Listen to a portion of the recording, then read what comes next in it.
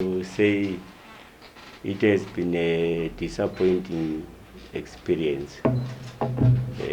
Our justice delivery system leaves a lot to be desired.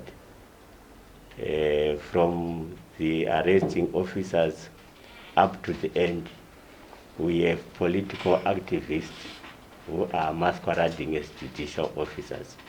So this matter has been politicized. If this matter was not politicized, a person like me was supposed to be released at the police station, because it was very clear to the police officers who arrested me that I had nothing to do with this case.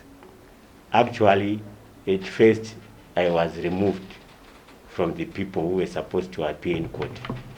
I was the first person who was arrested, but you can see that I'm not the first accused. The reason why I'm not the first accused is because initially they decided that there's no need for me to appear even at the initial court appearance.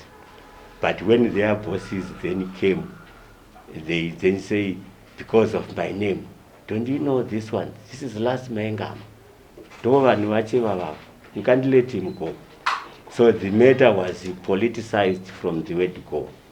They were not interested in finding out who committed this crime. They just wanted to extract the political capital they can get. So all the people who have been involved in this matter, they've been working for the interest of a particular political ideology, political interest. So it's unfortunate that we have such a justice system in our country. We need to do something as Zimbabweans. I wouldn't want to see any other Zimbabwean to suffer the way I suffered. My prayer is that I must be the last person to endure this kind of suffering. It's not fair. This is witchcraft. You cannot take someone who was in a church worshipping and then take him to prison. And the judge was actually pretending as if he did us a favor by not sentencing us to death. He actually wanted us to be killed. So we could have been killed for a crime we know nothing about because of the kind of the justice system we have. So I wouldn't want anyone after me to go through what I went through. So this must stop. Our police, our prosecutors, our judges, everyone who is involved in delivering justice, they must be professional. They are there to serve the interest of the country, not the interest of individuals or a political party. So I think this is a message that we must send as Zimbabweans. This is not an issue about me and Tunga and our lawyers. It's an issue for all Zimbabweans. I think every Zimbabwean is a potential victim to this. You may think today it's about us, but tomorrow you can be in our situation. So I think we must send a strong message that we do not want such a justice delivery system. Zimbabwe deserves better. Koma, last, just like Tunga, you were also studying while in detention, is it? Yes. Tell us, what were you at the stage? Well, in 2017, I enrolled for a degree program with the Zimbabwe Open University. So I'm in my 4th year. This is my last semester. So I'm expecting to graduate at the end of this year in the theology and religious studies. Thank you. LJ. All right, I'd like to jump in once again. I think the question is to you, Ngoma, last. I understand you're a pastor now, or you've been a pastor or a man of God. Looking at what happened to you and probably your family and everything that has happened, do you forgive the state and the people that push you through this? We're talking from a religious point of view. And then we also want to know the way you guys were treated in prison. Was it different from the rest of the people, since yours was sort of a political case? Were you treated differently in a bad manner or maybe a good way? Well, when you are a political prisoner, they treat you worse than an armed robber. You are a threat to them. So even the way your visitors are conducted, even some of the privileges or the rights you are supposed to get as a prisoner when it's yourself, your issues are not handled by junior officers.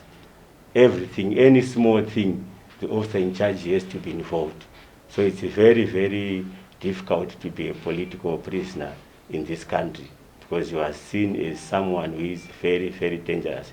Even when we are taken to courts, the number of escorts you are given is times 10 the number of escorts that is given to other inmates. So it's very, very traumatizing, the way they will be doing, the way they will be treating you as a political prisoner. So yes, we were treated differently in a negative way. And then maybe, do you forgive the state for what they put you through? Or everyone else who put you through this? Of course, we forgive them. Our focus is not on an individual, but our focus is on the system. Some of these people, you can just tell that they are not doing it from their heart, but they are just have to comply with the dictates of the system. So it is our system that is rotten. It is our system that has to be transformed. So our justice delivery system, or even our prison system, has to be transformed, and individuals will follow suit. Thank you, Prithvi. Maybe my name is Privilege. I'm Shani, Deutsche Welle, the German International Broadcast. Just to, in brief, to paint a picture of what it is to be in our prisons. You have spent 10 years. I think if it was in terms of seniority, they could have, the people could be saying that you were a senior in prison. How is it being in our prisons? To be in prison just for a day. If you are in prison for a day and you manage to survive that day, if you have not converted, then you have to start believing in God. The situation in prison is designed in such a way that the moment you step into a prison, you are dead. You start by dying spiritually, then you die physically in terms of everything. The kind of water you drink there, the kind of blankets you are given, the kind of clothes, where you sleep. You would not believe it if I tell you that the space that I was given to sleep, it's plus or minus 30 centimeters. That is my space.